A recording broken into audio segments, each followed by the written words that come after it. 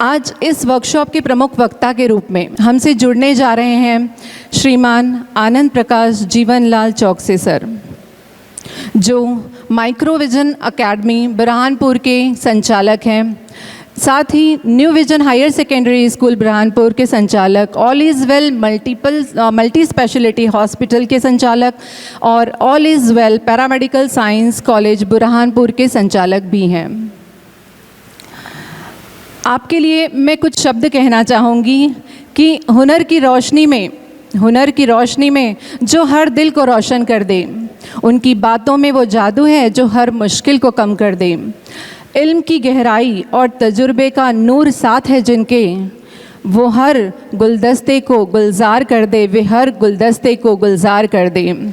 ऐसे विशिष्ट व्यक्तित्व का स्वागत करने के लिए मैं उन्हें निवेदन करती हूँ, जिनके लिए मैं यह कहना चाहूँगी कि आप खामोश लफ्ज़ों में भी असर आपका दिखता है, खामोश लफ्ज़ों में भी असर आपका दिखता है। आपकी बातें सुनकर हर सवाल सुलझता है। अदब और इल्म का संगम है आप, आपके लिए कहा हर शब्द छोटा लगता है। ऐसे हमारे अपने प्रभात किड्स स्कूल के संचालक माननीय गजानन नारे सर से मैं निवेदन करती हूँ कि वे शॉल, श्रीफल और मोमेंटो देकर श्री आनंद प्रकाश चौकसे सर का स्वागत करें। श्री आनंद प्रकाश जीवनलाल चौकसे सर अपने आप में अनुभवों का एक गुलदस्ता है। आप न केवल संचालक बल्कि राष्ट्रीय कलचुरी जायसवाल समाज के अध्यक्ष, हेय क्षत्रिय कलाल समाज बुरहानपुर के अध्यक्ष हैं। आप मध्य प्रदेश, गुजरात, महाराष्ट्र के लगभग 100 से ज़्यादा स्कूलों के प्रमुख निशुल्क सलाहकार और मोटिवेटर के रूप में इन 100 से ज़्यादा स्कूलों से जुड़े हुए हैं। ऐसे व्यक्तित्व के लिए ज़ोरदार तालियां होनी ही चाहिए। आपकी उपलब्धियां अनगिनत हैं। आपको एप्पल कंपनी द्वारा अंतर्राष्ट्रीय स्तर पर शिक्षा सम्मेलन में लंदन में एशिया का प्रतिनिधित्व करते हुए सम्मानित किया गया है। आपको 2014 में शिक्षा भारती सम्मान से सम्मानित किया गया। New vision higher secondary school Burhanpur को रिजल्ट के आधार पर 3 बार मध्य प्रदेश की सर्वश्रेष्ठ स्कूल का सम्मान दिया गया है। साथ ही मुख्यमंत्री के द्वारा शिक्षक दिवस पर आपको सम्मान दिया गया। फोर्ब्स पत्रिका द्वारा माइक्रोविजन एकेडमी के विद्यार्थियों और अभिभावकों के सर्वे के आधार पर इंग्लैंड की पार्लियामेंट में सम्मानित किया गया है। मैं ऐसे एक महान व्यक्तित्व का ज़ोरदार तालियों से स्वागत करना चाहती हूँ। पेरेंटिंग यानी माता पिता बनने की जिम्मेदारी वास्तव में एक कला ही है। इस विषय पर जितनी बात की जाए उतनी कम है, क्योंकि बच्चों के साथ हमारे रिश्ते ही हमारे जीवन का आधार होते हैं। और इस आधार को मजबूती देने के लिए, हमें मार्गदर्शन देने के लिए मैं श्रीमान आनंद चौकसे सर को ज़ोरदार तालियों के साथ मंच पर आमंत्रित करना चाहती हूँ।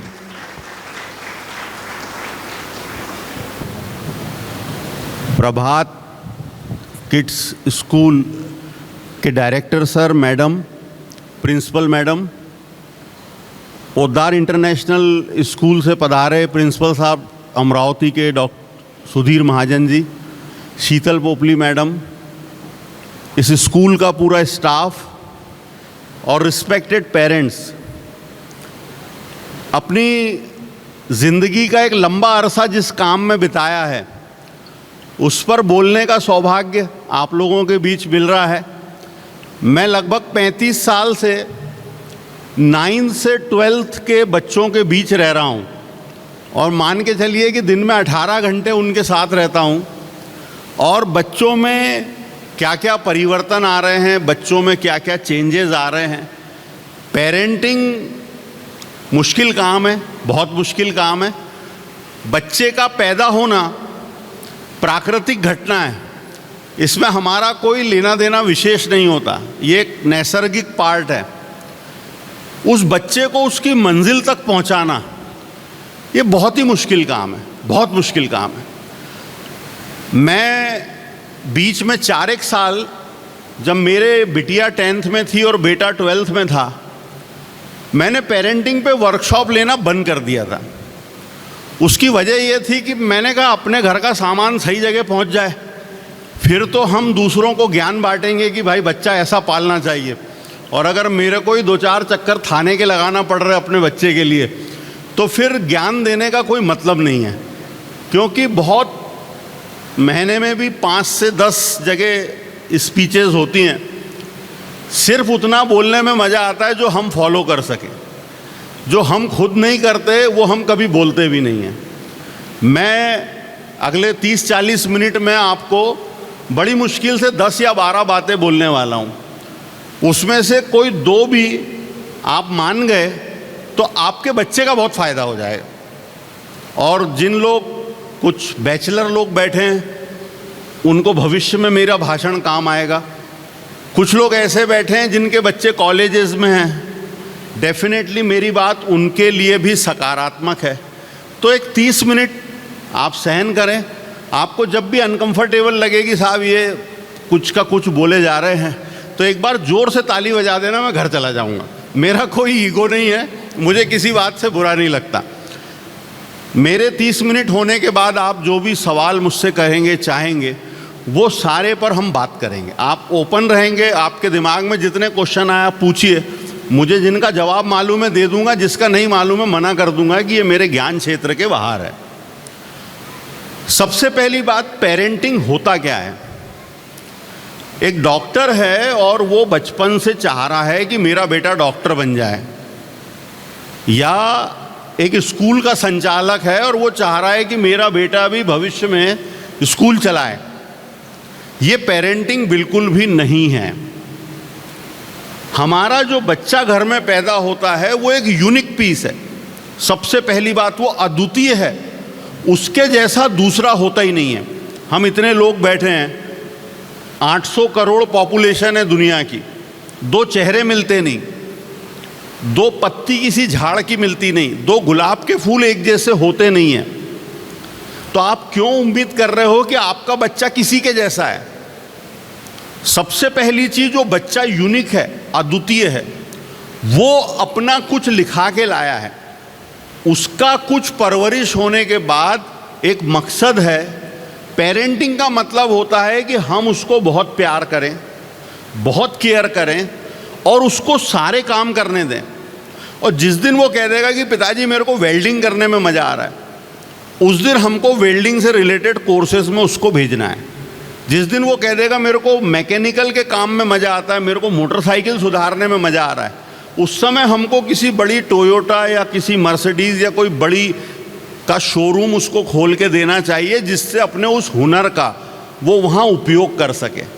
तो पेरेंटिंग का ये बिल्कुल भी मतलब नहीं है कि बेटा मैं डॉक्टर हूँ तो तू भी डॉक्टर बन जा, मैं टीचर हूँ तो तू भी टीचर बन जा।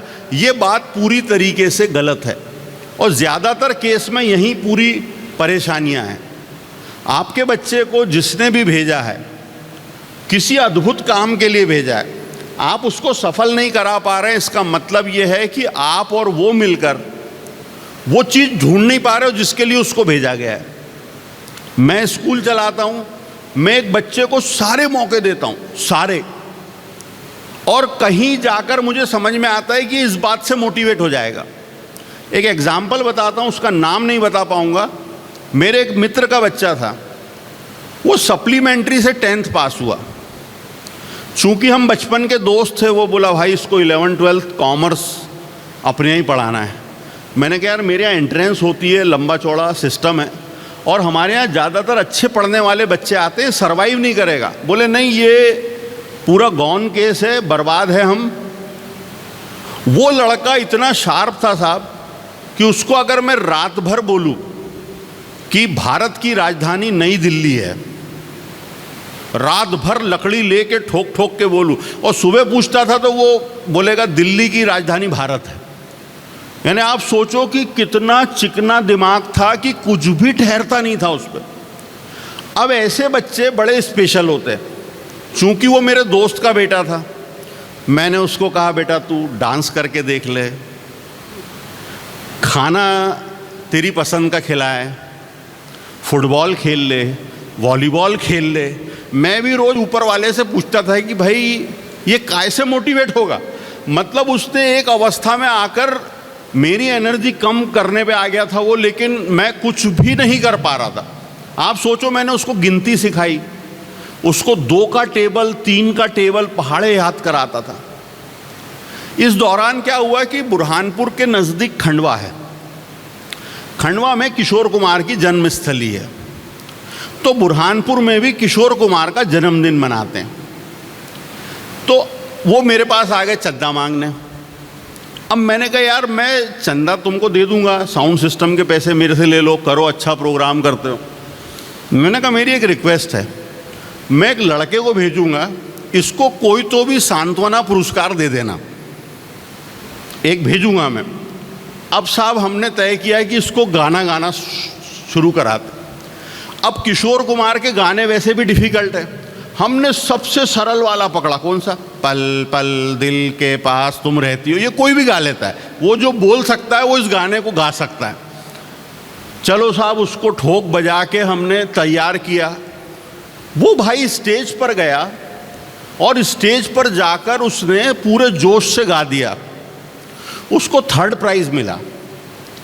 तो मैंने उनको बाद में फ़ोन किया कि भाई मैं तो सांत्वना नहीं, वो बोले गाया बहुत अच्छा, और कुछ लोगों ने ताली बजा दी, जिसमें कुछ लड़कियां भी रही होगी। इसने मन में मान लिया कि अपन किशोर कुमार है।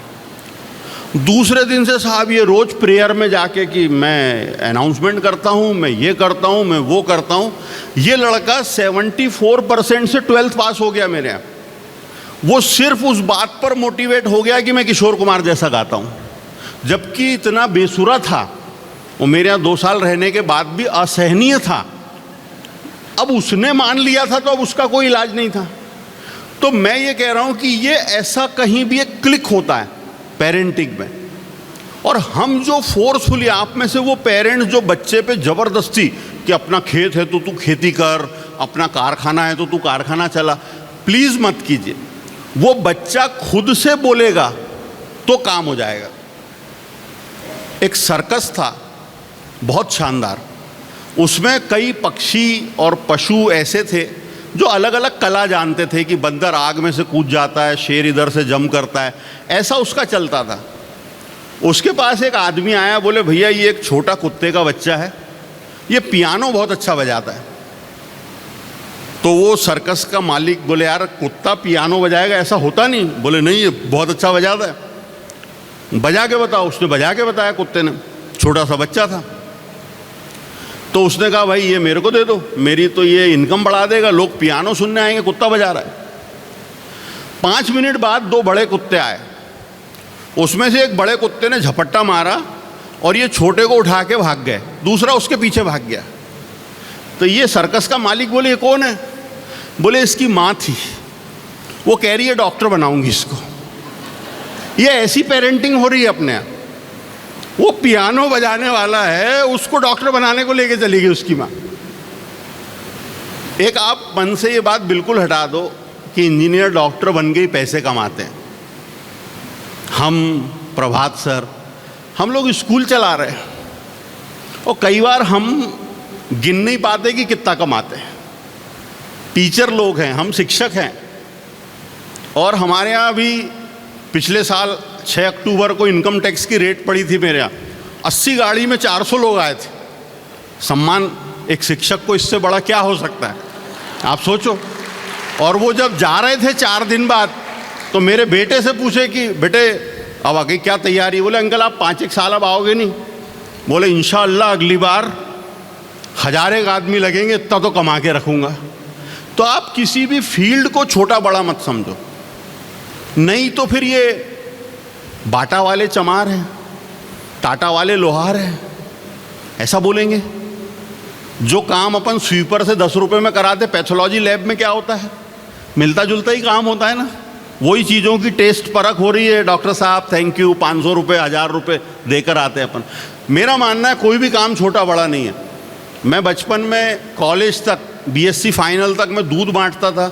मेरे पिताजी के पास 3 भैंसें थी। मुझे फ़क्र है, मैंने बहुत गलियों में दूध बांटा। आर्थिक रूप से इसलिए बर्बाद थे कि हमारा बाप ईमानदार था, पानी मिलाने नहीं देता था। उस बात पे भी मुझे गर्व है। खाने को था कि नहीं था, लेकिन ईमानदारी अपनी जगह थी, वो हम लेकर चल रहे हैं। तो काम कोई भी छोटा बड़ा नहीं होता, आप किस तरीके से कर रहे हैं, दैट इज इम्पॉर्टेंट। एक माताओं से मेरा विशेष अनुरोध है, मेहरबानी करके इंस्ट्रक्शन मत दो बच्चों।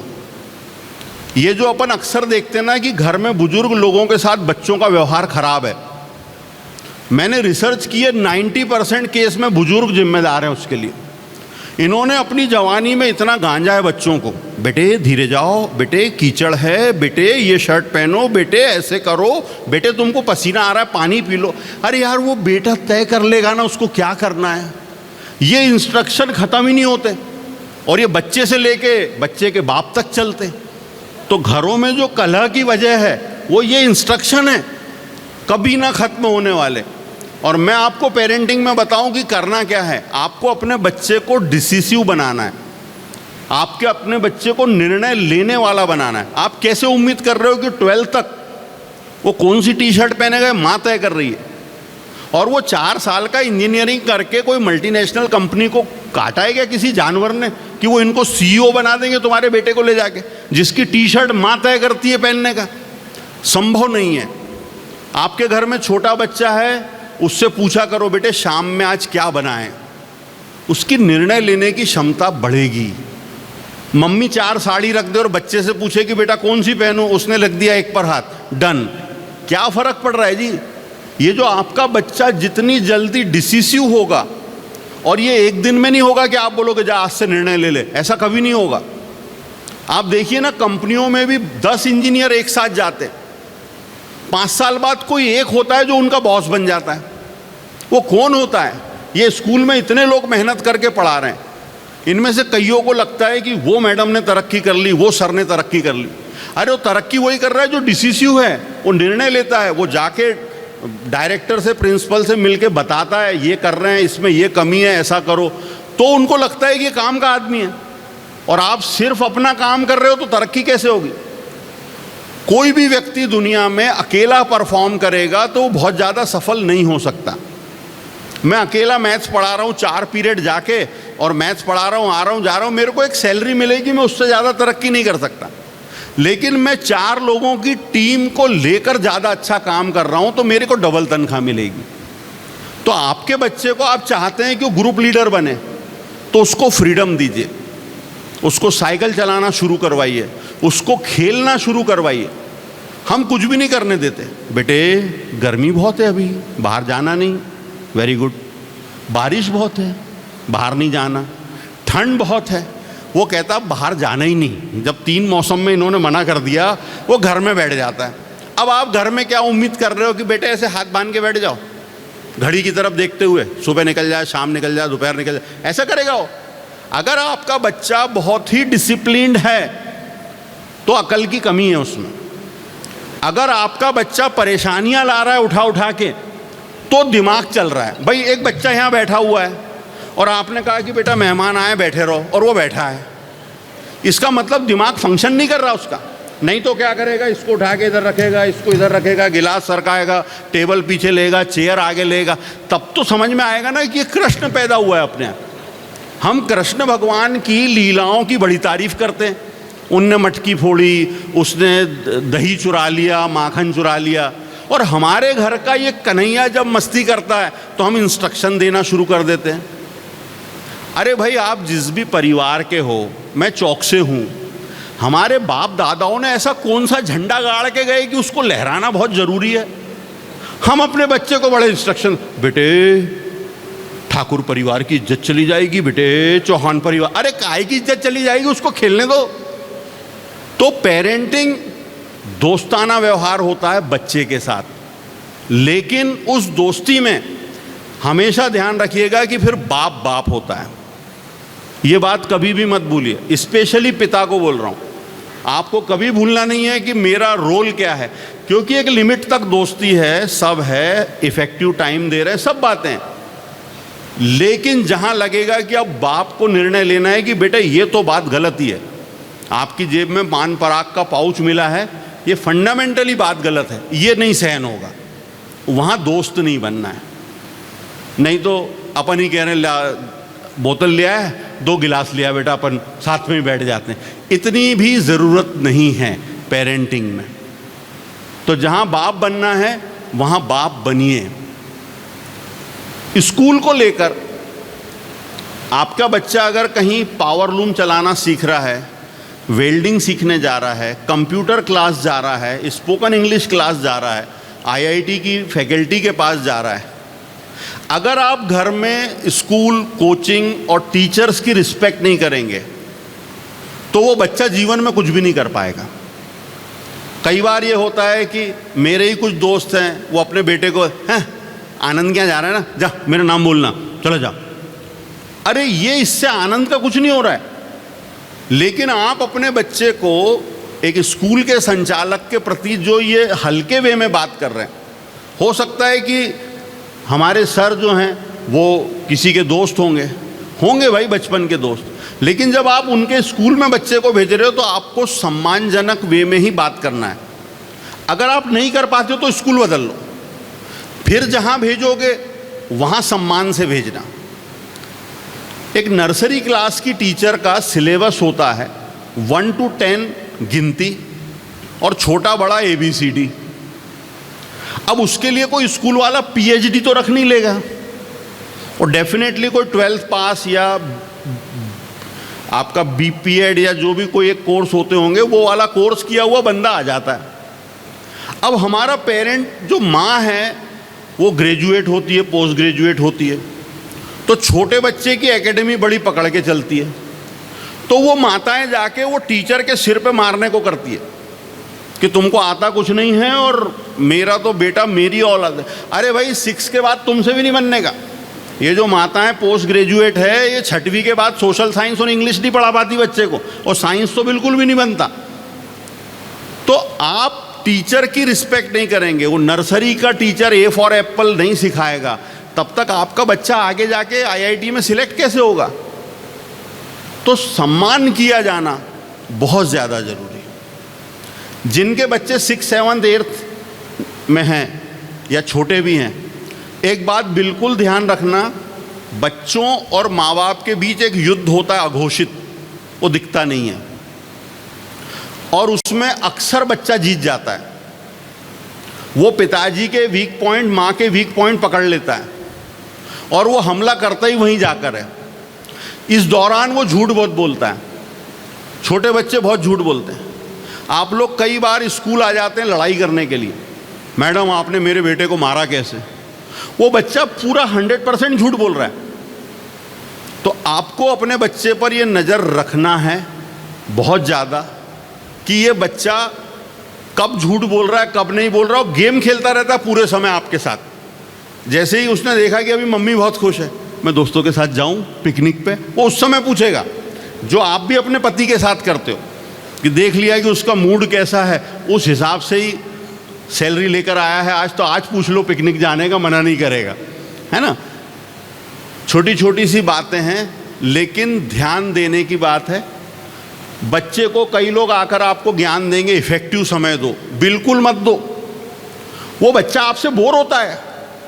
अगर मेरे को अभी आप छोटे बच्चों के साथ बिठा दोगे तो बच्चे भी बोर हो जाएंगे, मैं भी बोर हो जाऊंगा।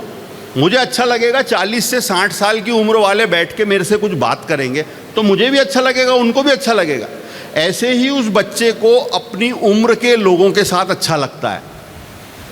तो आप मेहरबानी करके रोज 5 घंटे उस बच्चे को बिल्कुल मत दीजिए, या तो आप बिगड़ जाओगे या बच्चा किधर का किधर चला जाएगा।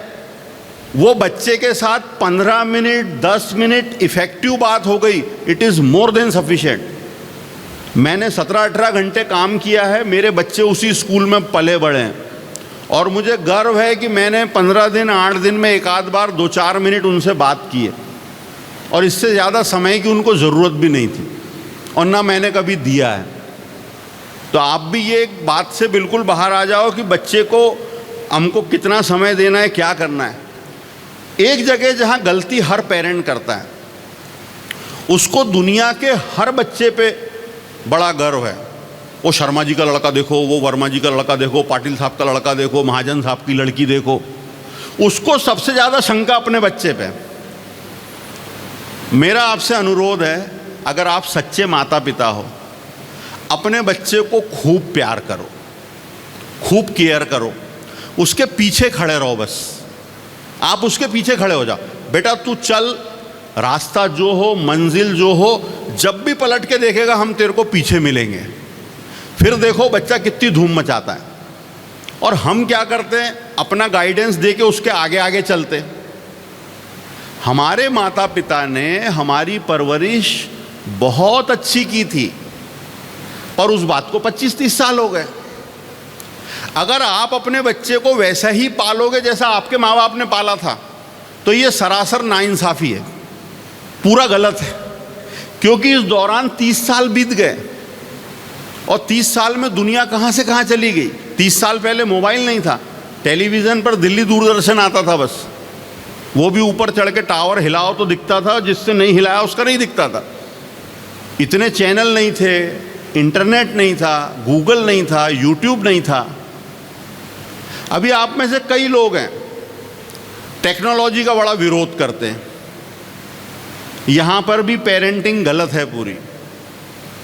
भाई भगवान कृष्ण और भगवान राम कितने अच्छे लोग थे।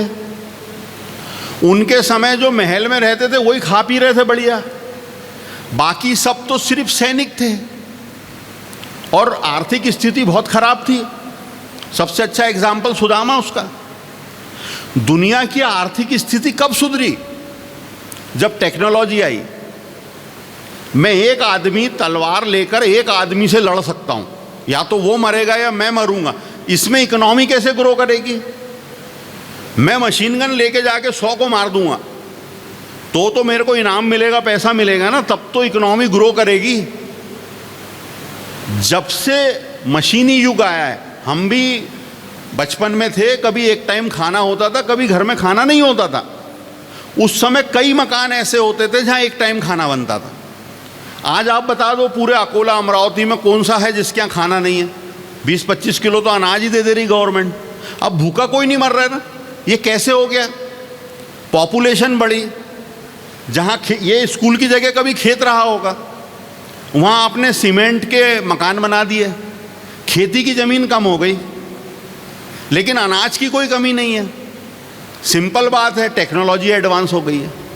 अभी कई लोग घर में बैठते, बेटा कंप्यूटर में क्या करेगा, एआई आ गया है, लोगों की नौकरियां जा रही। फालतू बात है ये, बिल्कुल फालतू बात है।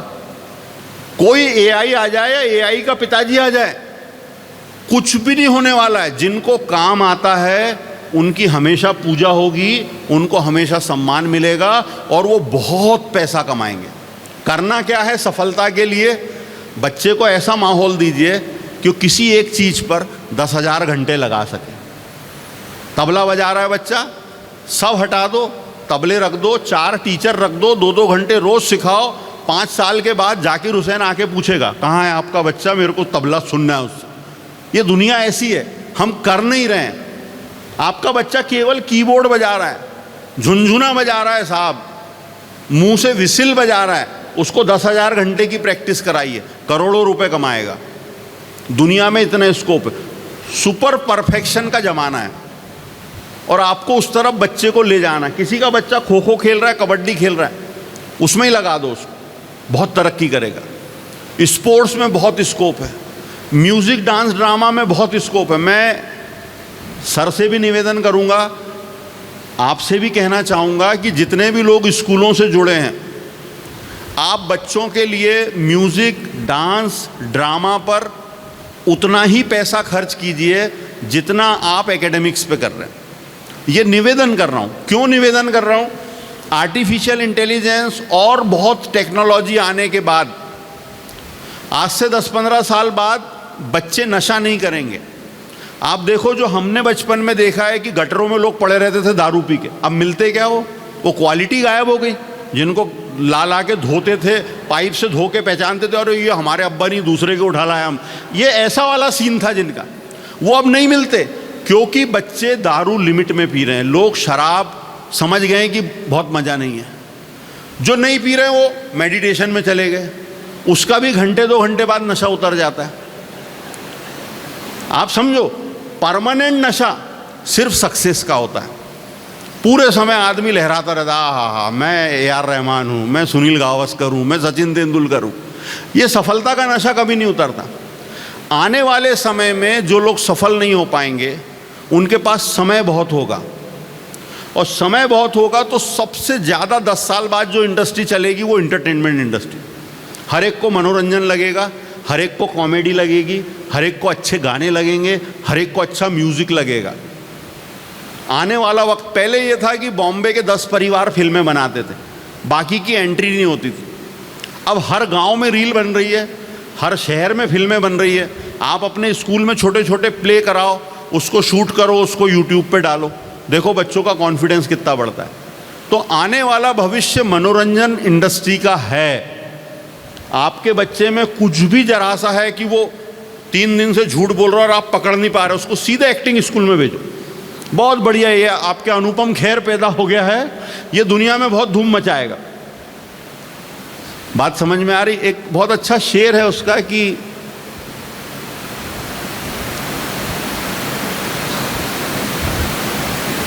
वो मर जाए तो जरा नब्ज जांच लेना, वो मर जाए तो जरा नब्ज जांच लेना, कलाकार उम्दा है कहीं किरदार में ना हो, कलाकार उम्दा है कहीं किरदार में ना हो।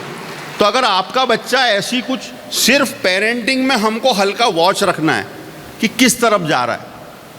मैं बाय नेचर बहुत सॉफ्ट हूँ, मेरा मैनेजमेंट बहुत ही पोलाइट है, मेरे को जल्दी किसी का सुख दुख देख के आंखें गीली हो जाती है। मेरा बेटा वैसा नहीं है, एक ही बेटा है। मैंने उससे कभी भी नहीं कहा कि तू मेरे पद चिन्हों पे चल, कभी भी नहीं कहा। तेरा जैसा नेचर है तू वैसा जी, मेरा जैसा नेचर है मैं ऐसा जीऊँगा। एक विशेष बात ध्यान रखना, मैंने जो इंस्ट्रक्शन वाली बात आपको शुरू में कही थी, घर में भी किसी, मेरे घर भी अभी बेटा बहू हैं तो गुड न्यूज़ आने की संभावना है 1-2 साल बाद। तो मैंने अभी परसों रात में मीटिंग कर रहे बैठे थे, मैंने कहा सुनो बे, कोई ज़रूरी नहीं है कि अपने घर में अगली जनरेशन में बच्चे आएँ। पहली बात, लाने का सोचो तो पहले सब 10 रुपये के स्टाम्प पे शपथ पत्र दो। बोले क्या? उसको इंस्ट्रक्शन कोई मत देना। वो जो बच्चा अपने घर आएगा, अगर वो डांस कर रहा है तो अपने से बने तो करो, उसको कोई ये नहीं बोलेगा कि पानी में मत जा, सूखे में जा, गीले में जा। वो जितना सूखा गीला करे, अपने में दम हो तो अपन भी करो उसके साथ, लेकिन हम उसको इंस्ट्रक्शन नहीं देंगे बिल्कुल। घरों में क्या हो रहा है, हमारा अपने बुजुर्गों के साथ व्यवहार उतना अच्छा नहीं है। हमारे किसी रिश्तेदार दूर के दादाजी मर गए तो हम, बेटे चलो थोड़ा खा लो खा लो खा लो, दादा मर गए अपने को जाना है। वो बच्चा एक वीडियो कैमरा लेके देख रहा है कि मेरी माँ कितनी बड़ी नौटंकीबाज है, वहाँ जाके दादा पे गिर पड़ी करके, और हमको भी खिला पिला के ला रही है। तो वो बच्चा जो है वो आपकी हरकतें देखता है, वो बच्चा आपके इंस्ट्रक्शन नहीं सुनता। हमेशा ध्यान रखो, आपके घर में वो जो बच्चा है वो एक वीडियो कैमरा लेके घूम रहा है, और वो आपकी हरकतों को भविष्य में रिपीट करेगा कि जब आप मरोगे उसको खबर आएगी, वो अपने बच्चों को पहले पूरी सब्जी खिलाएगा और फिर कहेगा कि जाओ बेटा अब इसकी छाती पे कूद पड़ो, क्योंकि सीखा उसने वही है। तो एक ये बहुत ज़्यादा अपन ध्यान रखें। आपका जब मन करे ताली बजा देना, मैं बंद कर दूंगा, ऐसा कुछ भी नहीं है ना। 1-2 बातें और सुन लो, चूंकि आप लोग भी अब सफल, सब टेक्नोलॉजी के कारण पैसा सबके पास है, पैसा भरपूर बढ़िया आ रहा है। अब चूंकि हम पैसे वाले हो गए तो लगेगा कैसे कि हम पैसे वाले हो गए। मेरे से लोग पूछते क्यों, डायबिटीज़, शुगर भी नहीं, बीपी, नींद की गोली नहीं, पैर दुखता, सिर दुखता, क्या पैसे वाले हो गए? एक बीमारी अफोर्ड नहीं कर सक रहे। तुम पैसे वाले हो तो तुम्हारी जेब में 5-10 तो टैबलेट होना चाहिए ना, लगे तो सही कि आदमी 40 रुपए वाली टैबलेट खा रहा है। बच्चों को बीमार मत करो। कुछ माताएं बच्चा ऐसा पालती हैं, अरे बच्चा वो बिल्कुल ब्रांड नई गाड़ी आपके यहाँ है, आपकी तबीयत खराब हो सकती, उसकी कैसे होगी? वो तो गैरेज में से निकली हुई गाड़ी है। हम उसको कपड़े लपेट लपेट के रखते हैं, सर्दी ना हो जाए, ये ना हो जाए, फालतू। ये आप सोचते ही क्यों? मैंने हिंदुस्तान की माँओं को देखा, मेरे जैसा मेरे बच्चे को प्यार कोई नहीं करता, और फुल निगेटिव औरत रहती। जरा सा बच्चा बीमार पड़ा तो इतनी धाड़ मार के रोती है, उसको डर लगता मर नहीं जाए। अरे वो काहे को मरेगा? वो 9 महीने कारखाने में रह के आया है। जो बच्चा जिस एनिमल का जितने दिन माँ के पेट में रहता है उसकी ज़िंदगी उतनी लंबी रहती है। मच्छर मक्खी शाम को मिले, दूसरे दिन अंडे हो गए, तीसरे दिन बच्चा आ गया, 3 दिन बाद वो मर जाता है, क्योंकि वो जल्दबाजी में आया, जल्दबाजी में चला जाता है। इंसान का बच्चा बड़े इत्मीनान से आता है। आप नेगेटिव क्यों सोच रहे हो उसके लिए? ज़्यादातर लोग अपने बच्चे ऐसा पालते हैं, सर्दी तो नहीं हो गई। हमारे पिताजी भी, एक दिन हमने कभी कह दिया था 9th-10th में कि ऐसा लग रहा है कि सर्दी हुई। हाँ इधर आओ, एक टंकी के पास बिठाया, 15-16 बाल्टी पानी डाला सिर पे, अब सर्दी दूर हो गई बोले तुम्हारी। मैंने पहली क्रोसिन BSc फाइनल में खाई थी एक बार, फर्स्ट क्रोसिन मेरी लाइफ में। कभी हम सोचते ही नहीं। आप लोग क्या कर रहे हो? 6th में है मेरा बेटा, मैथ्स का पेपर है, मुझे लग रहा है बेटा डिप्रेस हो गया। हाँ, अरे डिप्रेशन क्या होता है भाई? मेरे को तो इस उम्र तक मालूम नहीं डिप्रेशन क्या होता है। मैंने एक दिन डॉक्टर से पूछा, डॉक्टर बोले भाई डिप्रेशन में आदमी का खाना पीना छूट जाता है, BP लो हो जाता है, और कपिल का शो दिखाओ या राजू श्रीवास्तव का तो हंसी नहीं आती। वो डिप्रेशन के सिम्टम्स हैं। तुम्हारे बच्चे को मैथमेटिक्स करने में ही डिप्रेशन आ जाता है, कैसा डिजाइनर डिप्रेशन है भाई, और खारा बराबर है, बाकी सब काम पूरे कर रहा है वो। तो मेहरबानी करके ये बड़े बड़े लोगों के, करोड़पति अरबपतियों की बीमारियां घर में मत लाओ। डिप्रेशन कुछ नहीं होता। हाँ, एक चीज चेक करा लो। किसी बच्चे ने बार बार आकर बोला, मेरा स्कूल के डायरेक्टर सर से भी ये निवेदन रहेगा कि आप एक बार बोलना, मैं मेरे यहाँ से भेज दूंगा टीम, सारे बच्चों का आँखों का चेकअप करा लो। कई बार ये होता है कि माता पिता को चश्मा नहीं है, तो उनके जहन में ही नहीं आता कि चश्मा कोई चीज़ है। अब वो बच्चा बैठता, उसका मन नहीं लगता क्लास में। वो बाद में 1 महीने बाद समझ में आता है कि उसको तो बोर्ड का दिख ही नहीं रहा था। तो आप भी 2 मिनट में एक बच्चे का चेकअप होता है। स्कूल के सारे बच्चों का चेकअप करा लेना चाहिए, आंखों में दिक्कत ना हो, नहीं तो उसका पढ़ाई में मन नहीं लगेगा। तो ये छोटी छोटी सी बातें हैं। बच्चे को खेलने दीजिए। खेलने से फ़ायदा क्या होता है? वो स्पोर्ट्समैनशिप आएगी उसमें, जिसकी ज़िंदगी में बहुत बड़ी ज़रूरत है। मैंने पान की दुकान खोली, मेरे दोस्त ने खोली, उसके यहाँ 4 ग्राहक ज़्यादा आ गए, मेरे यहाँ नहीं आए। मैं आ गया डिप्रेशन में, नर्वस हो गया। डिप्रेशन में क्यों आया? क्योंकि 6वीं में भी मेरे को पता था कि मैं डिप्रेस होता हूँ, माँ ने खेलने नहीं दिया।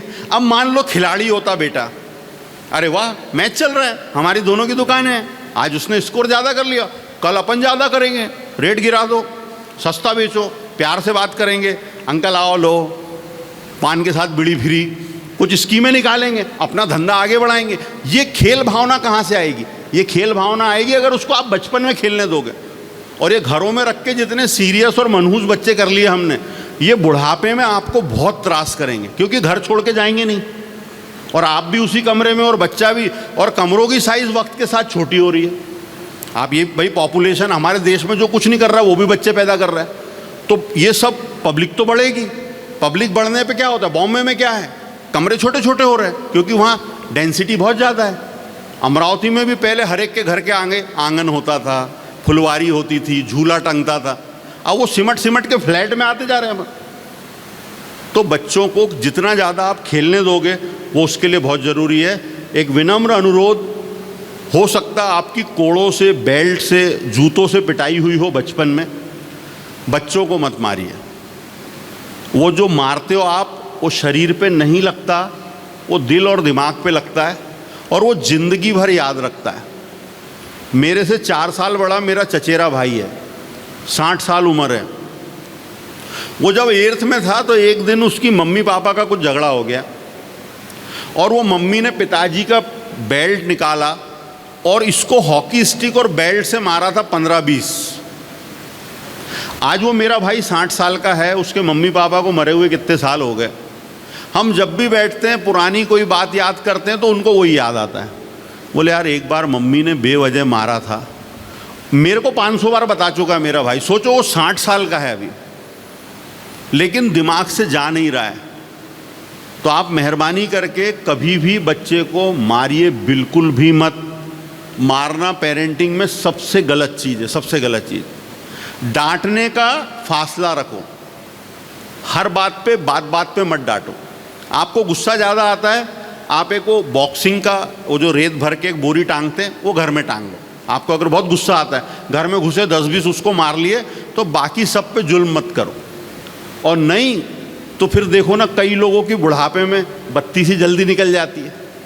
उसमें कभी तो कसूर प्रकृति का है, कभी बच्चे भी निकाल लेते घर में। तो ये आप अभी जो कर रहे हो ये ब्याज सहित मिलने वाला है, तो थोड़ा देखभाल के करना। एक विनम्र अनुरोध, बच्चे को कंपेयर मत करो। आपका बच्चा 2nd आ गया, लेट्स सेलिब्रेट। 3rd आ गया है, 5th आ गया है, कोई दिक्कत नहीं। आप में से कौन व्यक्ति अभी चाहेगा कि चलो मेरे से आके कंपेयर कर लो, मेरे को क्या क्या आता है मैं बताता हूँ और मैं क्या क्या तीर मार सकता हूँ, आप आ जाओ। आपका मन करेगा, मेरा भी नहीं करेगा। मैं क्यों किसी से कंपेयर होने जाऊँगा। अभी हम ढूंढेंगे कौन सुंदर है, ये इतने सारे लोग बैठे हैं। पॉसिबल है कोई रिजल्ट पे पहुँचेंगे, हर एक को लग रहा है मैं सुंदर हूँ, और कोई भी खड़ा नहीं होगा इस कंपटीशन में। तो मेहरबानी करके अपने बच्चे की तुलना किसी दूसरे से मत करो। सफल होने का आसान तरीका है, सारा कंपटीशन खुद से करो। मैंने ये लेक्चर कैसा दिया, मैं ये सोचूंगा, मैंने पिछला कैसा दिया था, मैं अगले में जाऊंगा तो मैंने क्या करना है। मेरा कंपटीशन आनंद चौकसे से, बस।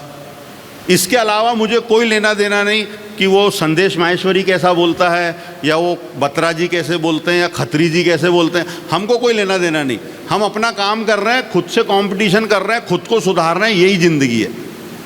तो ये छोटी सी बात भी अगर आप ध्यान रखेंगे तो बहुत अच्छा है। एक और विशेष टिप्स देना चाहूँगा, बच्चे को कभी भी डायरेक्ट मत बोलो। बच्चे को कभी डायरेक्ट मत बोलो, हल्का सा इनडायरेक्ट बोलना बहुत अच्छा रहता है। मेरी माँ को बड़ा गुमान था कि वो खाना बहुत अच्छा बनाती है, और मैंने बचपन में ही ताड़ लिया था कि मम्मी का ये वीक पॉइंट है। और मैं किसी दोस्त के यहाँ से आके झूठी बोल देता था, आंटी ने क्या गुलाब जामुन बनाए, आहा। हम गए, बोले बेटे खाओ, 4 गुलाब जामुन खिलाए मम्मी, और क्या गुलाब जामुन, नरम एकदम। बस इतना बोल के अपन हटते थे। शाम को या दूसरे दिन सवेरे हमारी माँ गुलाब जामुन बना के रेडी रहती थी, और वो सुनना चाहती थी कि उस आंटी से ही अच्छा है कि नहीं। ये इनडायरेक्ट तरीका है। तो आप अगर चाह रहे हैं कि आपका बच्चा भी फुटबॉल खेलने जाए, मोहल्ले के सब बच्चे जा रहे हैं, आप उसको डायरेक्ट मत बोलो।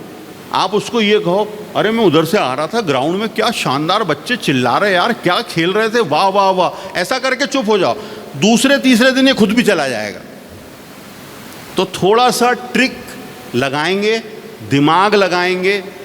अंधा प्यार बिल्कुल भी मत करो। नज़र चौकस रखो। किसी भी प्रकार के व्यसन में पड़ रहा हो, इमीडिएट एक्शन लो, इमीडिएट लो, वहाँ पीछे मत हटो। पहले के समय में बच्चा 11th-12th क्लास में जवान होता था। आजकल वो लड़कियाँ 6th, 7th, 8th में हो जाती हैं बड़ी, और लड़के 9th, 10th, 11th, 9th, 10th के आसपास ही बड़े हो जाते।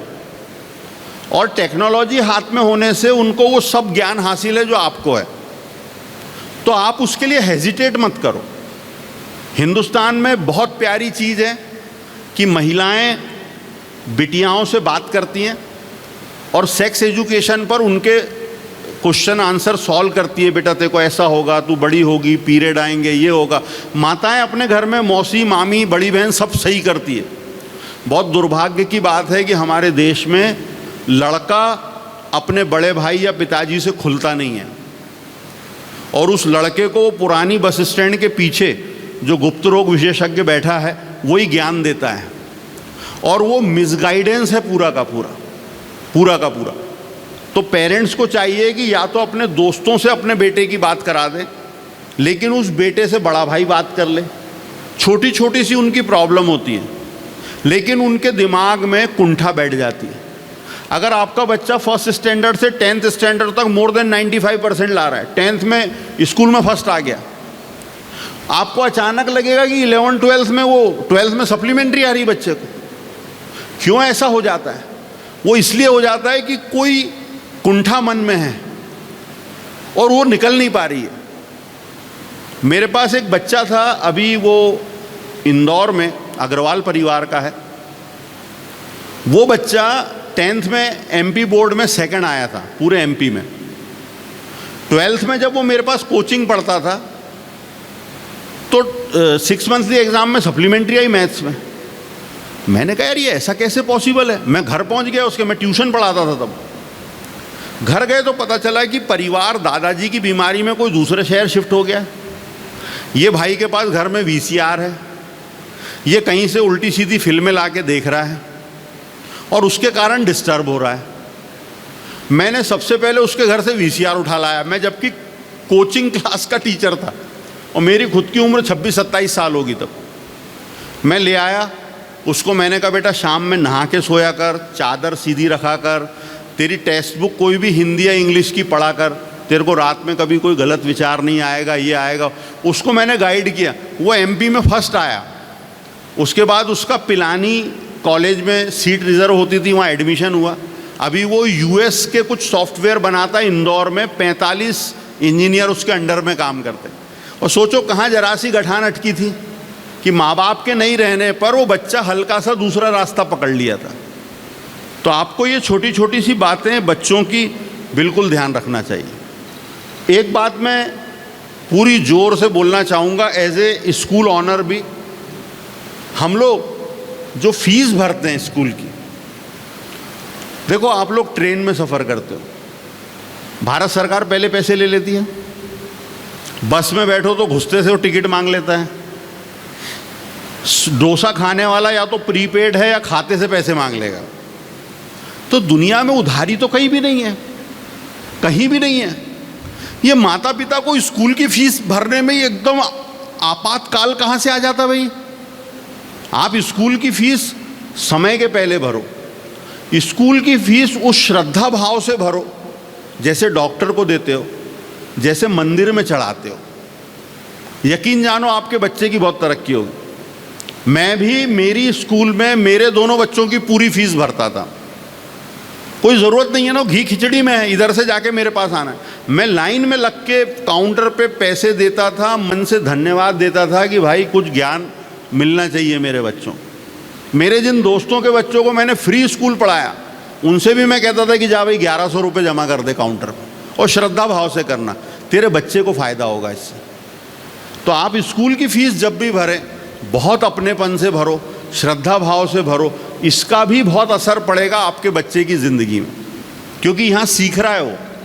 टाटा स्काई लगाने में एडवांस पैसा लग जाता है, बिजली के बिल वाले लाइन काटने आ जाते हैं अगर ज़रा सा कुछ नहीं है। और स्कूल वाले ने कभी कहा कि तेरे को एग्ज़ाम नहीं देने दूंगा, तो हमारे अंदर सारे क्रांतिकारी जो देश आज़ाद कराए थे वो आंग में आ जाते हैं कि अब ये स्कूल को मैं तोड़ के रहूँगा, फोड़ के रहूँगा, फीस कैसे मांग लीजिए, मरे जा रहे हैं पैसों के लिए। अरे ये स्कूल वाला ये जो लाइट जल रहा है इसका एडवांस पेमेंट जमा करता है। बच्चे मैस में खाना खा रहे हैं, सब्जी कौन उधार दे रहा है बाज़ार में, अनाज कौन उधार दे रहा है, डीजल पेट्रोल गाड़ियों में लग रहा है, एडवांस पैसा लगता है सब जगह। तो एक ये मेरा अनुरोध रहेगा आपसे कि बिल्कुल बच्चे को लेकर चलो प्यार से। जितनी बातें मैं कह सकता था कह चुका साहब। एक आखिरी अनुरोध और, घर में बेडरूम अच्छे बनाओ, बढ़िया। और बेडरूम जब भी बनाओ तो वास्तु का ध्यान रखो, चाहे मत रखो। आजकल साउंड प्रूफ बेडरूम बनते हैं। मैं ये बिल्कुल नहीं कह रहा हूँ कि मियाँ बीवी घर में ना झगड़ें, आप बम झगड़ो, लठ रखो, तलवारें रखो, चाकू रखो बड़े बड़े, जे मिला के, बच्चे को मत पता चलने दो। हम कई बच्चे देखते हैं स्कूल में बैठा उदास, क्यों बेटा? सर घर पे फ़ोन किया था, वो मम्मी पापा का फिर झगड़ा चल रहा है, मम्मी कह रही मैं घर छोड़ के जा रही, पापा कह रहा मैं कहीं जा रहा हूँ। तो तू क्यों उदास है? मेरी फ़ीस कौन भरेगा? बोले वो उधर लड़ रहे। तो ये अपने टेंशन में, इसको कोई मतलब नहीं उनसे। तो आप मेहरबानी करके अपने घर में वास्तु के हिसाब से साउंड प्रूफ कमरा बनाइए। अपने बिटिया को, बेटे को, कहीं आप शादी भी कर रहे हैं ना, उनसे बोलो बेडरूम साउंड प्रूफ है कि नहीं। हमारी लड़की लड़ती है, पर आवाज़ें बाहर नहीं जाना चाहिए। आप स्कूल के जो टीचर्स बैठे हैं, आप देखिएगा मेरी बात ध्यान से। कोई बच्चा होगा फर्स्ट सेकंड थर्ड नर्सरी का, वो हर पीरियड के बाद आ जाता है, मैडम मैं आई गो टू टॉयलेट, मैडम। आप उस पर चिढ़ते हो, वो जाता है, क्या करता है क्या नहीं करता, फिर आ जाता है। पता लगाना उस बच्चे के घर में झगड़े होते होंगे। मेरी रिसर्च है इस मामले में। उसके माँ बाप लड़ते होंगे बम घर में कि अब मैं चली इधर, अब मैं चला उधर। इसको लगता है कि खाना शाम में कौन खिलाएगा मेरे को, ये अपने तनाव में। तो ये 2-2 बूंद बाथरूम करने जाता हर पीरियड के बाद। और ऐसे बच्चों का भी साइकोलॉजिकल ही इलाज होता है, इसको कोई दवाई नहीं लगती। हमने कई पेरेंट्स को बुला के बोला है कि अब ये बच्चे के सामने आप शाम में भले एक्टिंग करो, एक दूसरे के गले में हाथ डाल के बैठो, अरे अपना वो मकान बिक रहा है, अपने पास इतने करोड़ रुपए आएंगे, इतने पैसे आएंगे, ऐसा आएगा, ऐसा सब करो। 2-3 दिन बाद वो बच्चा फिर एक पीरियड की जगह 2-2 पीरियड बाद जाता है, फिर वो रिसेस में ही जाता है, और फिर वो बीमारी उसकी बहुत कंट्रोल में आ जाती है। तो आप भी, जो आपके यहाँ ऐसे कोई बच्चे हों, पता कर लो माँ बाप घर में दे धमाधम कर रहे हैं उनके, तो मेहरबानी करके घर में ना लड़ें तो बहुत अच्छा है। फिर भी आपको नींद नहीं आती उसके बिना, तो थोड़ा सा ध्यान रखो कि बच्चे सो जाएं, उसके बाद लड़ा करो। सुबह 2 से 4 ब्रह्म मुहूर्त सबसे अच्छा है।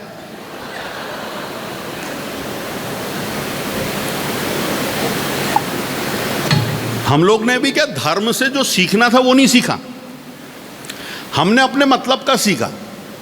कृष्ण की अटखेलियां हमारे घर में हो रही, वो हमको हमारे बच्चे में अच्छी नहीं लगती।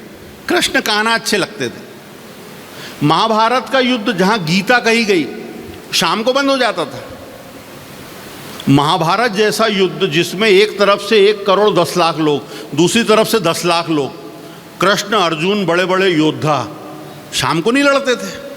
तो इतना ही सीख लो कि भाई सूर्योदय के बाद लड़ो, शाम में नहीं लड़ना है। महाभारत भी बंद हो जाती थी, लेकिन हमारे घरों की महाभारत शाम में ही शुरू होती है। तो उसको थोड़ा आगे शिफ्ट करो, 2 से 4 का समय रखो, ब्रह्म मुहूर्त में लड़ लिया करो आप लोग। ये मैंने अपने दिल से कहा। अब मैं जानता नहीं इस इलाके के बच्चों की क्या प्रॉब्लम है। आप कोई सवाल पूछना चाहे पूछ सकते हैं। आप में से पहला सवाल आप यही पूछोगे कि सर मेरा बेटा टीवी बहुत देखता है, तो उसका जवाब मैं पहले ही दे देता हूँ। आपका बच्चा टीवी देख रहा है, बहुत अच्छी बात है, उसको देखने दो। आपका बच्चा वो हरकतें कर रहा है जो इनडायरेक्ट आपने मोटिवेट की है। जब वो छोटा था आपसे उसके सवाल जवाब बने नहीं, आपने अपने काम करने और अपना व्हाट्सएप चलाने के कारण उसको टीवी की तरफ मुंह करके लिटा दिया, वो बच्चे को आदत पड़ गई है। अभी क्या है, आप इनडायरेक्ट उसकी तारीफ करते हो टीवी देखने की, और आप लोगों से कह रहे हो कि टीवी मत देखे। ऐसा कभी भी नहीं होगा। बच्चे का टीवी छुड़ाने का एक ही तरीका है, वो जैसे ही स्कूल, बेटे टीवी ऑन करो, पोगो लगाओ, पोगो शुरू करो। मम्मा वो मैं बाथरूम नहीं जाना, मैं खाना ही ला रही, पोगो देखो, पोगो देखो, पोगो देखो। उसको 3 दिन बाद पोगो से नफरत हो जाएगी। छुड़ाने का तरीका एक ही है। मैंने एक बात मैं अक्सर बताता हूँ, मुझे याद आती है। हमारे मोहल्ले से कुछ ठेले वाले गुजरते थे। एक पीले कलर का फल आता है, खिरनी बोलते हैं, येलो कलर की। वो बुरहानपुर में मिलती, इधर मिलती नहीं मिलती मालूम नहीं। तो एक बार हमने वो एक मौलवी के ठेले में से 2-1 खिरनी धीरे से निकाल ली, छोटे थे, खा ली। हमारे पिताजी ने कहीं देख लिया होगा। वो दूसरे दिन बाजार से 1.25 किलो खिरनी लेकर आए और धो धुला के टेबल पे रख दी। अब हमारी तो मज़े हो गई कि साहब हमारा पसंदीदा फल है। अपन ने आते जाते ये शाम तक खिरनी खा ली। वो हल्का सा चिपचिपा होता है, वो गले में सेट हो गया पूरा। रात को इतना गला दुखा, पिताजी के पास गए तो बोले कल और ले आएंगे अपन 1.25 किलो। वो दिन का दिन है, मेरे को आप अभी 1 लाख रुपए दो तो मैं खिरनी नहीं खा सकता। तो जैसे मेरे बाप ने मेरी खिरनी चोरी छुड़वाई थी, वही तरीका है टेलीविज़न छुड़वाने का। आप वो आते से बेटे देखो, सुबह उठ गए चलो चालू करो, दोपहर उसको लगेगा कि ये तो मेरे को पनिश कर रहे हैं, वो बंद कर देगा देखना। और कोई सवाल हो तो आप पूछ सकते हैं। सर टीवी की तरह एक सवाल ऐसा रहता है कि मोबाइल कैसा छोड़े बच्चों का, मोबाइल बहुत देखते रहता है। मोबाइल देना ही नहीं चाहिए। कम से कम 8th क्लास तक 9th क्लास तक मोबाइल की कोई ज़रूरत नहीं है। वहाँ आपको बाप बनना चाहिए। मेरे भी दोनों बच्चे मेरे ही स्कूल में रहे, मेरे पास भी 2-2 फ़ोन होते हैं। 12th तक उनको कभी ज़रूरत नहीं पड़ी नहीं, कोई ज़रूरत नहीं पड़ी। ऐसा कोई काम नहीं है जो मोबाइल से होगा। आप लेकर क्यों दे रहे हैं किसी को? सख्त मना कर दो कि भाई अपने बजट के बाहर नहीं देंगे, करके देखो। दोगे तो बच्चे के मिसगाइड होने के चांसेस सबसे ज़्यादा है, क्योंकि उसको वो सब चीज़ अवेलेबल है जो हमको 40 साल की उम्र में भी नहीं मिलती थी। और फिर उससे आप उम्मीद करोगे। देखिए, पढ़ाई सबसे बोरिंग काम है दुनिया में। पढ़ाई करने में कुछ ऐसा मज़ा नहीं आता कि कोई स्वाद आ रहा है, कि कोई खुशबू आ रही है। वो तो ज़िंदगी भर मज़ा आता है सफल होने के बाद, लेकिन बचपन में वो अकल नहीं रहती। तो इसलिए वो मनोरंजन की चीज़ें करेगा। तो आप उसको बढ़िया टेलीविज़न दीजिए, किसी के यहाँ लैपटॉप हो दे दो, हमारे सामने देख भाई। कमरे में जाकर कमरा बंद करके मोबाइल चलाने की कोई ज़रूरत ही नहीं है। और उसका भी दूसरा हल है कि आप अपने घर में कैमरे लगा लो। छोटे छोटे से कैमरे आते हैं, घड़ी में लग जाते हैं, किसी को पता नहीं चलेगा। अगर आप अपने बच्चे पे वॉच करना चाह रहे हैं तो 100 तरीके हैं। टेक्नोलॉजी इतनी एडवांस है, 1200 रुपये का कैमरा आता है जो आपके घर की घड़ी में लग जाएगा और आपके मोबाइल पर उसकी रिकॉर्डिंग आती रहेगी। अपने बच्चे को वॉच करना, उस पर नज़र रखना कोई जुर्म नहीं है, स्पेशली तब तक जब वो 18 साल का ना हो जाए। 18 साल तक बच्चा अपने कंट्रोल में रहना चाहिए। सर मेरा बच्चा है 4 साल का, साथ लाइए उसको। एक्चुअली उसकी ग्रास्पिंग पावर वगैरह सब कुछ अच्छा है, स्टडी में भी अच्छा है, अदर एक्टिविटी में भी अच्छा है, लेकिन उसका कंसंट्रेशन नहीं हो पाता। बहुत अच्छी बात है, सभी बातों में बहुत अच्छा है।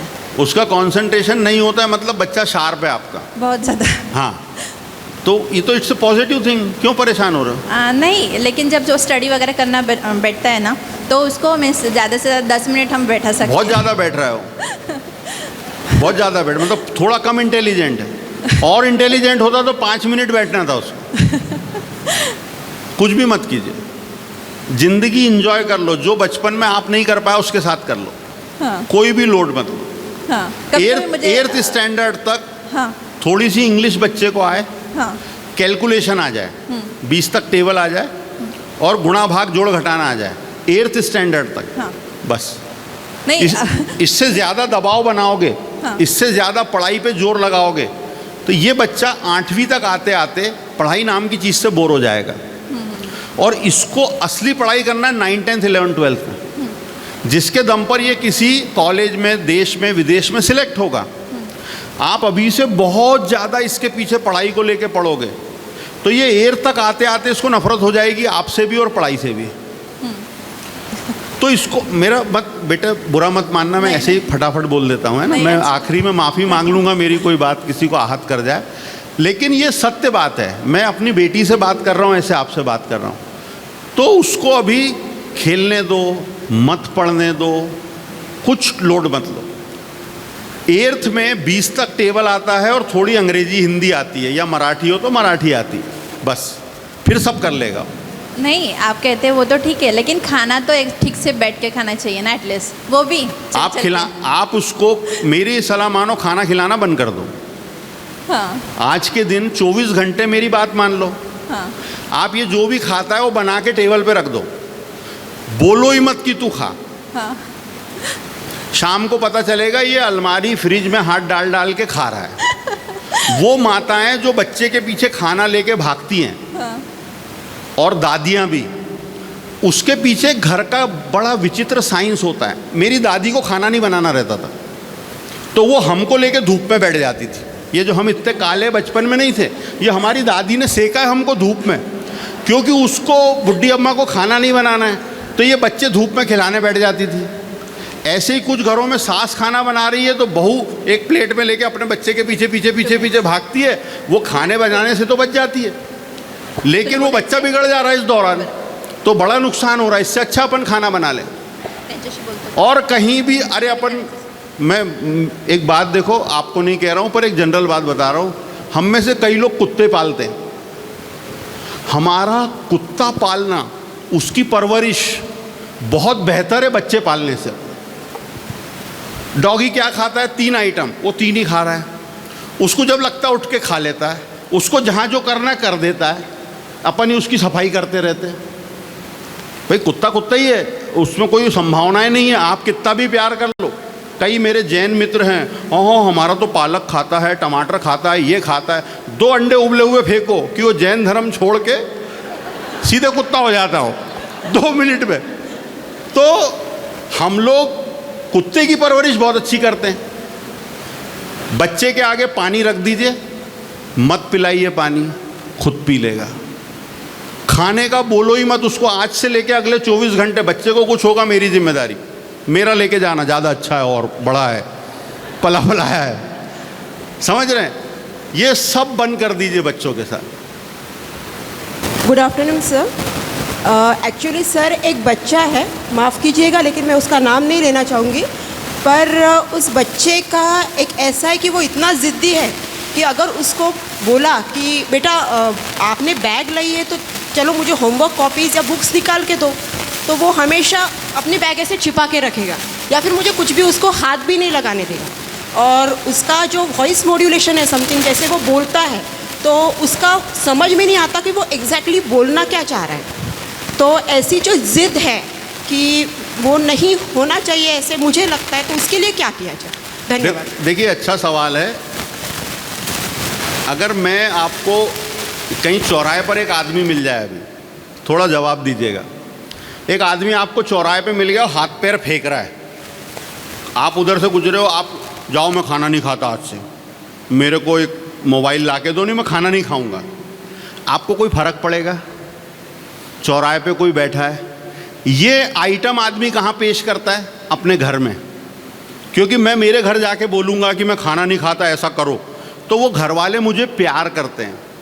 ये जो बच्चा जिद्दी हुआ है, इसका एक ही इलाज है कि इसको कंप्लीट इग्नोर किया जाए।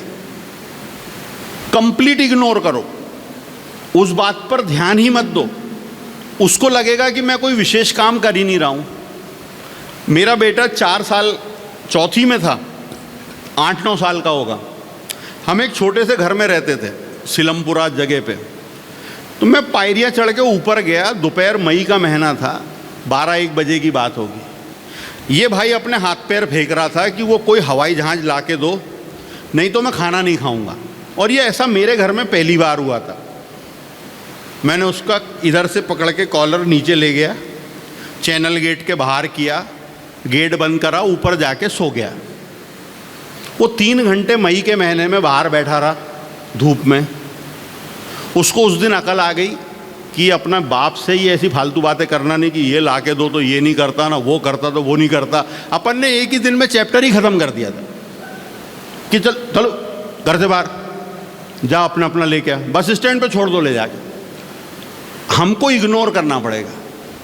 तो आप उस बच्चे को कंप्लीट इग्नोर करो, दूसरों से बात करो। हाँ बेटा, जो बच्चे कॉपी दिखाते कितने अच्छे, वाह तुम्हारा बैग कितना प्यारा है, तुम बैग खोलो, वाह वेरी गुड, राजू अच्छा है, संजू अच्छा है, ये अच्छा है, उसकी तरफ देखो ही मत। वो तीसरे दिन आके कहेगा कि मेरा बैग तो खोल लो अम्मा, इसको क्यों नहीं खोल रहे? क्योंकि जो जलन की भावना है वो बच्चों में बहुत होती है, आपको उसको यूज़ करना है वैसा। मेरा क्वेश्चन ऐसा है कि जो अभी एबाकस क्लासेस लगाते हैं बच्चों के लिए पेरेंट्स जी, तो उसमें वो लगाना कंपलसरी है क्या नहीं है? जैसे कि अपने यहाँ लगाते हैं सर एबेकस की? नहीं लगा सर, नहीं। ठीक है, मैं थोड़ा सा व्यापारी हो गया था, जवाब देता हूँ आपकी बात का। अब मैं जिस स्कूल में बैठा हूँ, अगर वहाँ एबेकस चल रहा हो तो फिर मैं वो नहीं बोलूँगा ना जो मुझे सच में बोलना चाहिए, लेकिन अभी मैं सच्चा जवाब दे रहा हूँ आपको। एबेकस बच्चों को बिल्कुल भी नहीं कराना चाहिए। उसकी वजह बताता हूँ। एबेकस के माध्यम से बच्चा जोड़ घटाना गुणा भाग सीखता है, उसकी दुनिया में कहीं ज़रूरत है ही नहीं। जहाँ ज़रूरत है वहाँ कैलकुलेटर है। और ये जो गुणा भाग सीख रहा है, इससे कोई ब्रेन डेवलप होता नहीं है। आप बच्चे को मिड ब्रेन एक्टिवेशन कराओ, बच्चे को क्वांटम रीडिंग कराओ, ये सारी चीज़ें बच्चे के काम की है। आप बच्चे को एप्टीट्यूड पढ़वाइए, वो काम का है। लेकिन बच्चे को एबेकस कराने से 8वीं तक होता है। 8वीं के बाद 3 घंटे रोज प्रैक्टिस कैसे करेगा? वो नहीं कर सकता। 12th में जब बच्चा जाता है, नीट की, IIT की, जिसके हम एक्सपर्ट हैं, जिसकी हम क्लास चलाते हैं, वहाँ कहीं भी कैलकुलेशन की कोई ज़रूरत नहीं है। मैं बच्चों को कैलकुलेशन सिखाता हूँ। आप एक बोर्ड पे लिखो 3 4 5 into 5 6 7 into 798 divided by 436 into 324। मैं खाली सूंघ के आंसर बताता हूँ आप, विदाउट एबेकस, विदाउट एनीथिंग। और ये मैं सिखाता हूँ बच्चों को, पूरी क्लास लेता हूँ 500-500 बच्चों की। तो उसकी कोई ज़रूरत नहीं है, एबेकस पे बिल्कुल समय ना लगाएं, उससे वो फालतू कहानी है। लेफ्ट ब्रेन डेवलप हो रहा है, राइट ब्रेन डेवलप हो रहा है, ऐसा कुछ भी नहीं होता है। मेरे स्कूल में भी कई बच्चे हैं जो मलेशिया जाके इनाम लेकर आए हैं, उससे उनको कोई लाभ नहीं है किसी भी प्रकार का। नमस्ते सर। सर, आपने जो करियर के बारे में बताया बच्चों के, कि मान लो एक बच्चा है, उसका करियर, उसको मैकेनिक बनना है तो मैकेनिक बनना है, उसको अगर CA बनना है तो CA बनना है। मैं सर 100% एग्री करता हूँ आपकी बात से कि ऐसा करने देना चाहिए बच्चों को। लेकिन सर प्रॉब्लम क्या है, मैं भी थोड़ा टीचिंग फील्ड से रिलेटेड हूँ। मेरा एक एक्सपीरियंस है स्टूडेंट के प्रति। एक 15, 16, 17 साल के भी बच्चे अगर है 10वीं 12वीं में, तो सर वो करियर को लेकर कन्फ्यूज़ रहते हैं। कई बोलते हैं सर मैं CA बनूंगा, सर मैं डॉक्टर बनूंगा, कई बोलते सर मैं इंजीनियर बनूंगा। तो सर ऐसे केस में क्या करना चाहिए अपने को?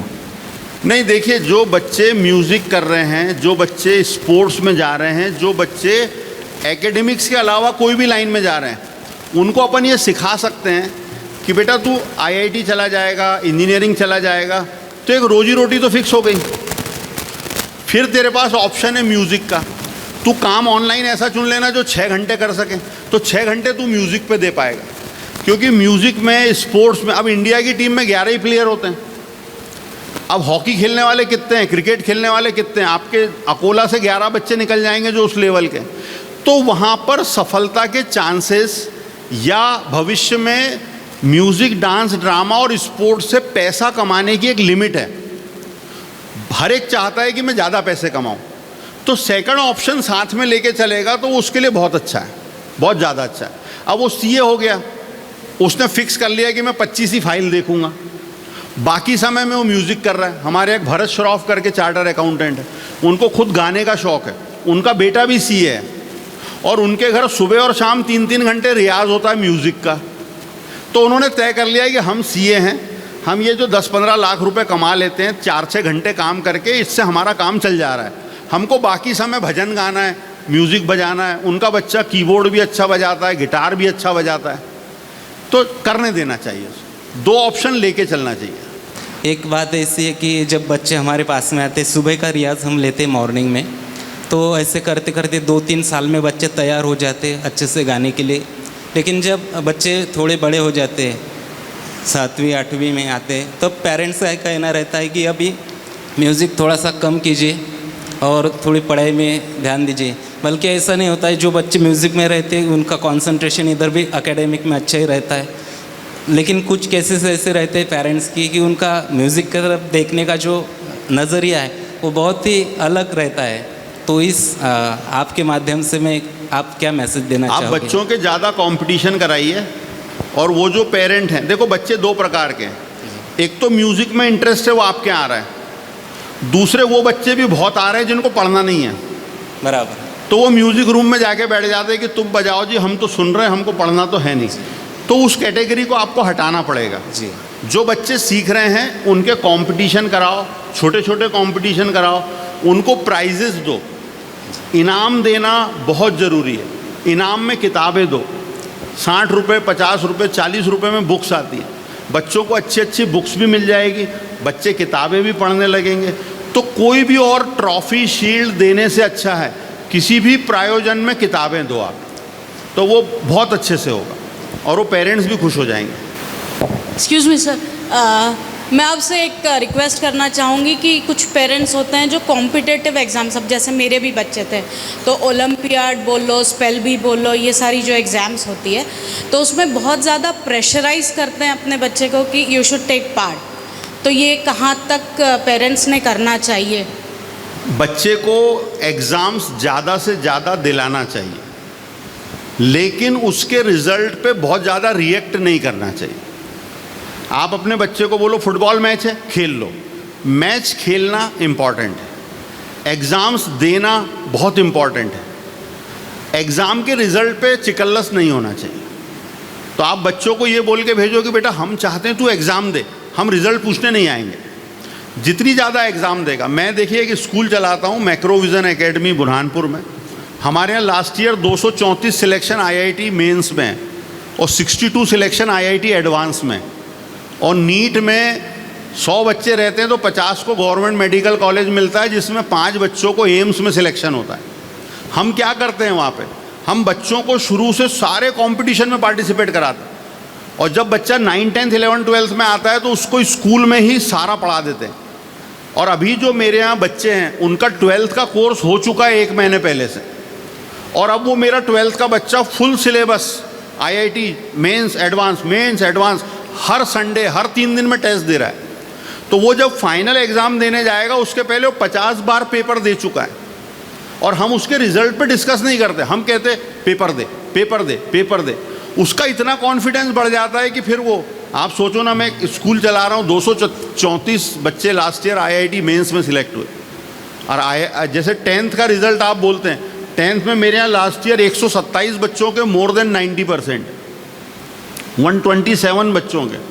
ये रिज़ल्ट आता ही इससे कि आप उनको जितनी बार एग्ज़ाम में बिठाओ कि डर ही दूर हो जाए उसका। बस यही एक तरीका है, दूसरा कोई तरीका नहीं।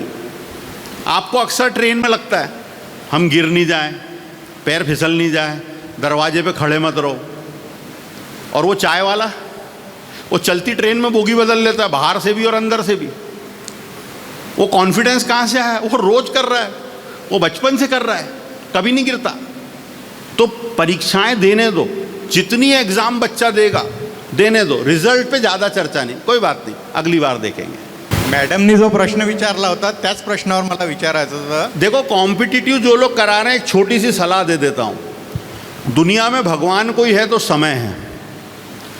आप अगर कहीं कोचिंग भेज रहे हैं, एक डमी स्कूल में भेज रहे हैं, और फिर वो बच्चा घर पर आ रहा है, सड़क पे 2 घंटे जा रहे हैं, कोचिंग अलग टेंशन दे रही है, स्कूल अलग टेंशन दे रहा है, वो कभी भी कॉम्पिटिटिव एग्ज़ाम में बहुत अच्छा नहीं कर पाएगा। आपको उसका एक सॉल्यूशन करना पड़ेगा कहीं ना कहीं, कि जहाँ सारे काम एक साथ हो जाएं। इसके अलावा कोई हल नहीं है।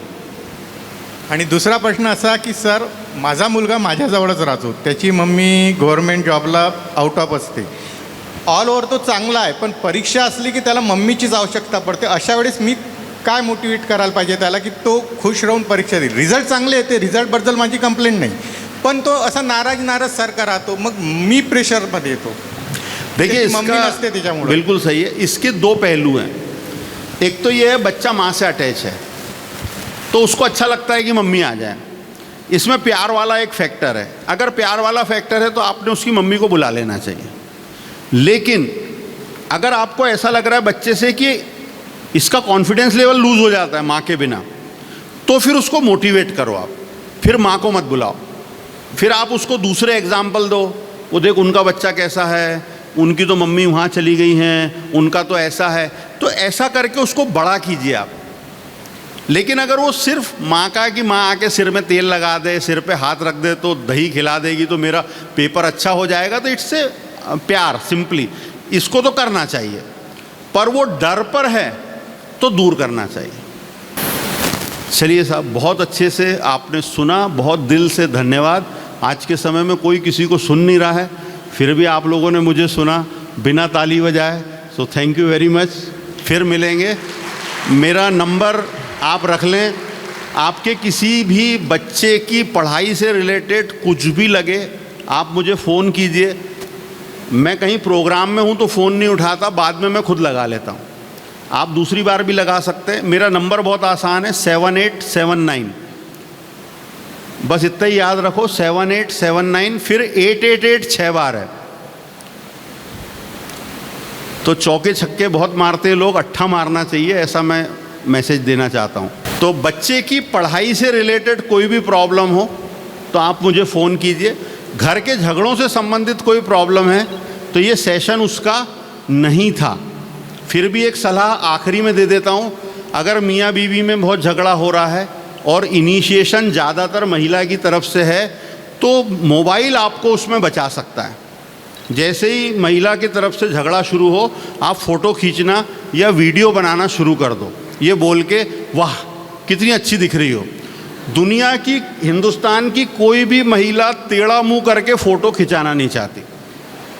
तो आपके घर के झगड़े बंद हो जाएंगे। जैसे ही झगड़ा शुरू हो, हस्बैंड मोबाइल उठा ले, हाँ प्लीज़ प्लीज़ एक बार जोर से, बस झगड़ा बंद हो जाएगा। Thank you very much.